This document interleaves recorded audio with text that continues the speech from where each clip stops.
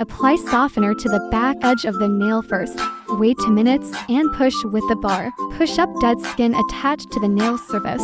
Then use dead nasal alkali to trim off the dead skin that has been pushed up. Novice babies can practice more. Nails trimmed to the right length. Prepare sand strips and sponge strips.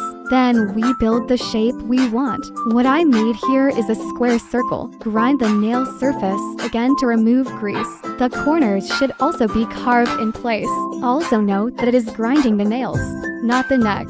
Sponge strip fine noodles and trim off the small burrs of the nails. After sweeping away the dust, clean the nail surface with a cotton sheet. The first step in painting is to apply anti-warping liquid. No need for lighting. Wait for it to dry naturally. The second step is primer. When taking glue, scrape off all the excess glue first, then apply it again. The little finger of the right hand can find a support point. The coloring will be more stable this way. When applying the trailing edge, gently press the brush and push it back. Same on both sides. Use the side of the brush head to gently bring it over. Remember to hemming, then turn on the light for 60 seconds. If the bracket is thinner like this, you can apply a layer of reinforcement glue. Increase the hardness of the bracket. Lighting for 60 seconds. Wipe off the mask floating glue with a cotton sheet. When coloring, also scrape off the excess glue on the dry.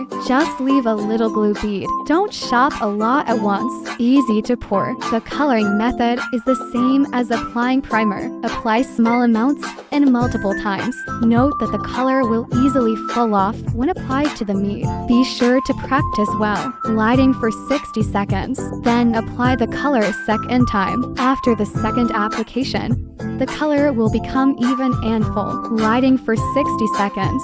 Finally, apply a crystal-plated seal. Wear-resistant and scratch-resistant. Can protect the durability of the color. Then turn on the light for 120 seconds and it's over.